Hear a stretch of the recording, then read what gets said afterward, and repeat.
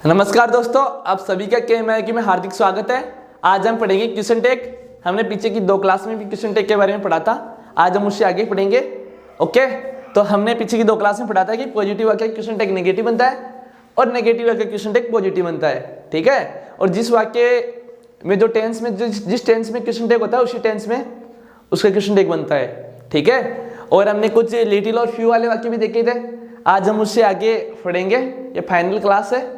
Okay, तो ये मैंने लिखा है कि लेटस या लेट से जो वाक्य शुरू होते हैं उनका क्वेश्चन टेक डायरेक्ट सेल भी लिखकर बना दिया जाता है। ठीक है, जैसे एग्जांपल मैं आपको कुछ दिखाता हूं, नोट कीजिएगा। जैसे लेट्स पार्टी। ओके, फिर इसका क्वेश्चन टेक बनाना आपको।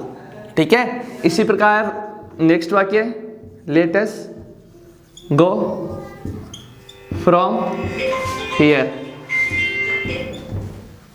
ठीक है, तो इसका क्वेश्चन टेक कैसे बनेगा? इसका क्वेश्चन टेक कैसे बनेगा मैंने बताया था कि लेटस और लेट से शुरू होने वाले वाक्य है उनका डायरेक्ट क्वेश्चन टेक क्या बनता है? सेल भी लिखकर बनता है। ठीक है, तो क्वेश्चन टेक बनेगा, हम यहां पे डायरेक्ट सेल भी लिख देते हैं। इसी प्रकार ये भी लेट से शुरू है तो इसका भी क्वेश्चन टेक सेल भी लिखकर बन जाएगा। समझ गए? अब हम आगे देखेंगे कि अगर लेटस के साथ अगर कोई वाक्य में अगर लेट्स दिया हुआ है और वाक्य में कुछ हिंट भी दिया हुआ है तो उसका क्वेश्चन टेक में हम क्या लिख देते हैं? वो हिंट का प्रयोग कर देते हैं। जैसे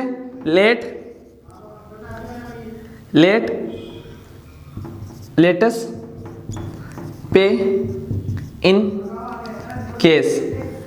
ओके, और इसके क्वेश्चन में अगर हिंट दिया हुआ हो वी कैन। ठीक है, तो इसका क्वेश्चन टेक हम बनाएंगे कि ये हिंट दिया हुआ है। मैंने बताया था अभी आपको कि जो वाक्य लेटेस्ट या लेट से शुरू होते हैं और उसके क्वेश्चन में कुछ हिंट भी दिया हुआ होता है तो हम शेल वी का प्रयोग नहीं करते। ठीक है, हम उस हिंट का उपयोग करते हैं। जैसे कैन का हिंट क्या होता है? कांट। ओके, और वी का वी। समझ गए? नोट कर लीजिए आप।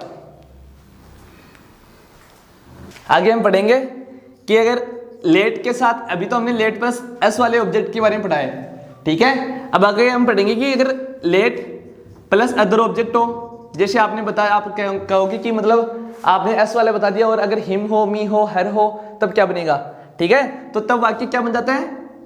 सलाह का, मतलब ये वाक्य सलाह का होती है, जनरली सलाह देते हैं, लेकिन वो वाक्य क्या बन जाते हैं? सलाह को छोड़कर क्या बन जाते हैं? निवेदन के बन जाते हैं। और हमने मॉडल्स में पढ़ा है, पीछे पढ़ा है कि मॉडल्स में निवेदन के लिए वुड मॉडल का यूज होता है।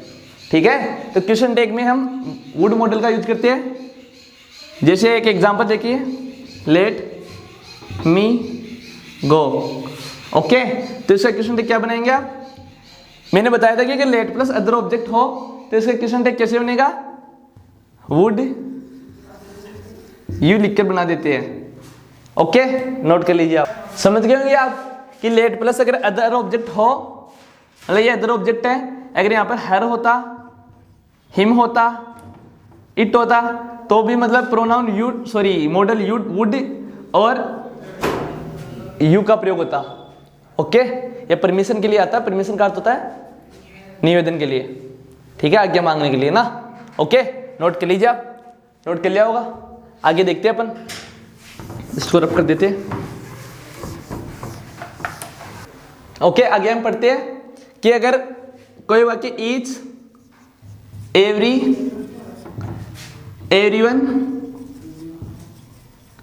Everybody, nobody, none, somebody,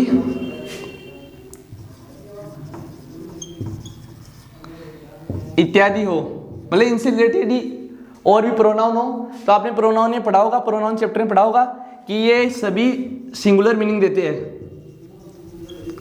okay, इनके साथ सिंगुलर प्रोनाउन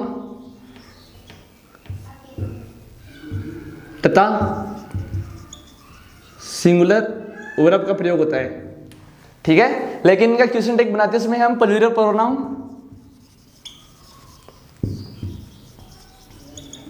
तथा प्लूरल वर्ब का प्रयोग करते हैं। उल्टा होता है ना, समझ गए?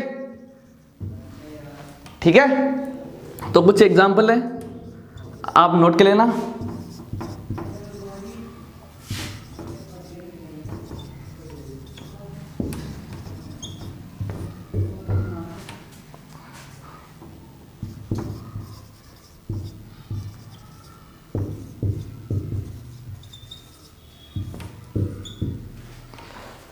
ओके, तो और भी लिखा देता हूं मैं आपको थोड़ा।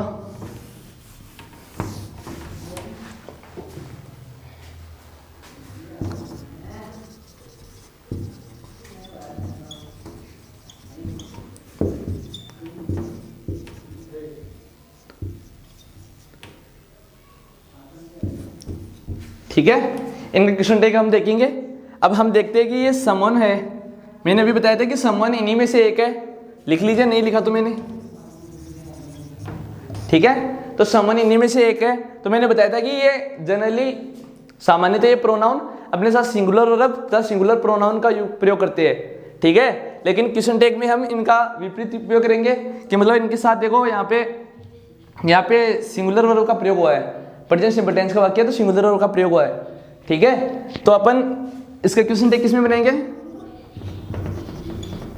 प्लूरल हेल्पिंग वर्ब और प्लूरल प्रोनाउन का प्रयोग करेंगे।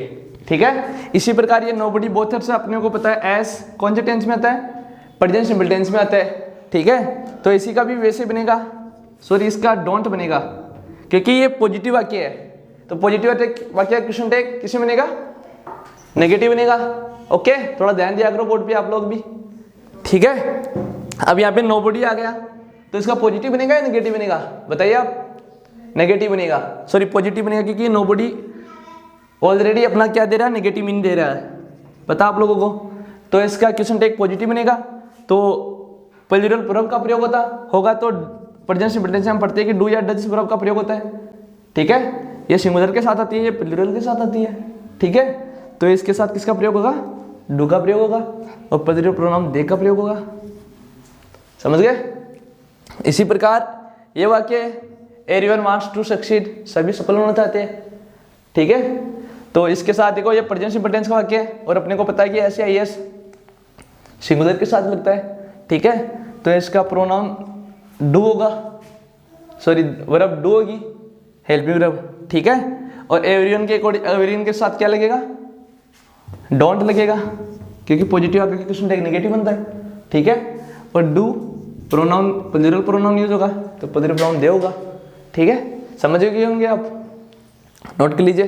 कोई भी दिक्कत हो, डाउट हो तो हमें कमेंट बॉक्स में जरूर बताइए। ओके, नोट कर लीजिए आप एक बार, तो आगे और पढ़ाते हैं आपको।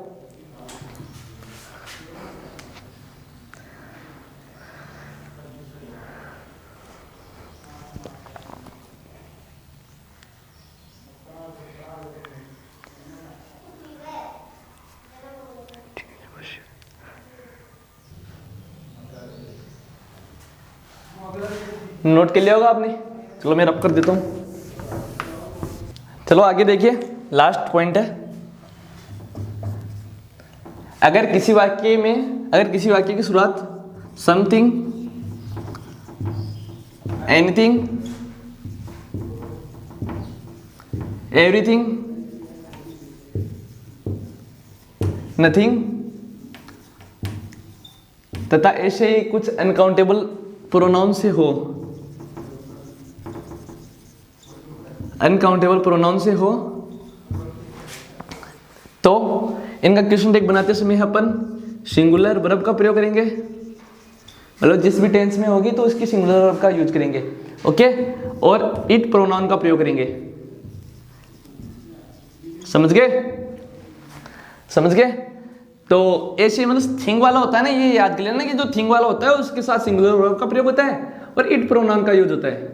ठीक है, और ये अनकाउंटेबल के साथ भी सेम ही होता है। ठीक है, जैसे एग्जांपल देखिए आप लोग, नोट करना है मेरे साथ साथ। और ये मत देखना कि मेरे मतलब समझ लिया क्लास में, जो भी सर ने पढ़ाया समझ गए, अपन नोट्स वगैरह क्या बनाएंगे, छोटा सा टॉपिक है। तो ऐसा नहीं होता। जो एक इंटेलिजेंट बंदा होता है, जिसको अच्छे परसेंट बनाने होते हैं, फिर जिसको सिलेक्शन लेना होता है, वो अपने सेपरेट नोट्स बनाता है। मैंने खुद नहीं बनाए थे, आपको ही बनाना है। ओके, एक टैलेंटेड बंदे की यही पहचान होती है कि वो अपने मतलब नोट्स है सेपरेट बनाता है। ठीक है, एकदम साफ साफ नोट्स बनाना है। कोई भी डाउट हो तो हमारा टेलीग्राम ग्रुप है KMIQ, बेझिझक ज्वाइन करना है। और जो भी डाउट हो मेरे को व्हाट्सअप कर सकते हो। मेरे नंबर है 6367373953। ओके, कोई भी हेल्प हो तो आप मेरे को व्हाट्सअप कर सकते हो या फिर हमारा टेलीग्राम ग्रुप ज्वाइन कर सकते हो।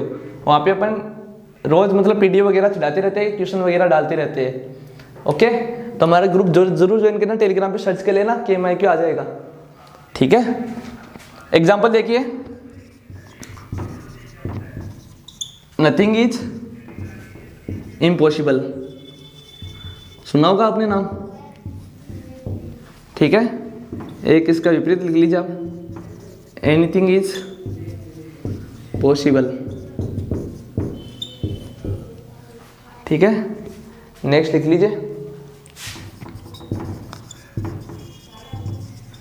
Something is missing.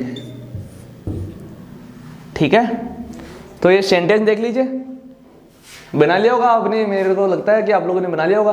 देख लीजिए, नहीं बनाए तो वो भी देख लीजिए कि देखो एनी नथिंग है, नथिंग इनमें से कोई एक है ये लिख रहा है। ठीक है, तो इसके साथ सिंगुलर का प्रयोग होगा। अब वर्ब क्या दे रखी है, इसमें इज दे रखी है, तो इज का इज लिखेंगे अपन। अब आप लोग बताइए इसके साथ नोट लगेगा या नहीं लगेगा, बताइए। इसके साथ नोट नहीं लगेगा क्योंकि इस नथिंग का ऑलरेडी मीनिंग क्या निकल रहा है, नेगेटिव निकल रहा है। तो इसका इज का इज रहेगा और प्रोनाउन अपन क्या यूज करते हैं, इट यूज करते हैं, तो इज इट हो जाएगा इसका। ठीक है, कोई भी इम्पॉसिबल नहीं है। अगर आप किसी भी तैयारी में अपनी जी जान लगा देंगे ना तो 6-7 महीने में आप सफल हो जाएंगे। ठीक है, और ये जो 12th और 10th में 90% 95% बनाना आम बात है आजकल। ओके, आप भी बना सकते हैं और दुनिया से अलग हो सकते हैं। ठीक है, एयरफोर्स, नेवी, NDA वगैरह एकदम हलवा है, जो तैयारी करेगा वो पास कर लेगा। अभी मेरे दोस्त का सिलेक्शन हुआ है, मेरे भाई का सिलेक्शन हुआ, और का भी हुआ है। ठीक है, तो जो पढ़ेगा उसका सिलेक्शन जरूर होगा। ठीक है, ये देखिए, एनीथिंग इज पॉसिबल, सब कुछ पॉसिबल है। ठीक है, तो पहले तो अपन को हेल्पिंग वर्ब यूज करनी है, तो इज का इज होगा। ये बताइए, ये मतलब पॉजिटिव मीनिंग दे रहा है या नेगेटिव? पॉजिटिव दे रहा है कि सब कुछ पॉसिबल है, तो इसका नेगेटिव बनेगा इजंट। इट प्रोनाउन का प्रयोग होगा, इट। इसी प्रकार ये समथिंग इज मिसिंग, कि कुछ मिस कर रहे हैं अपन, ठीक है, कुछ बोल रहे हैं अपन। ठीक है, तो पहले तो अपन इज का इज लिख देते हैं, फिर अपने को आइडेंटिफाई करना है कुछ नेगेटिव मीनिंग तो नहीं दे रहा ना सेंटेंस, तो ये नेगेटिव मीनिंग नहीं दे रहा, तो इसका बना लेंगे अपन इजंट, इट प्रोनाउन का प्रयोग होगा। समझ गए होंगे आप लोग। और ये टॉपिक पूरा हो गया है। अगर हमसे कोई भी चीज़ छूटी है तो कमेंट बॉक्स में ज़रूर बताना, ताकि हम उसको सुधार कर सके और आगे पढ़ा सके। और कमेंट बॉक्स में ये भी बताना कि आगे आपको कौन सा टॉपिक पढ़ना है, और इसकी अगर आप एक्सरसाइज करना चाहते हैं, इस टॉपिक की आप एक्सरसाइज करना चाहते हैं, तो हमारा टेलीग्राम ग्रुप ज्वाइन कर लेना, वहाँ पे आपको PDF मिल जाएगी। धन्यवाद।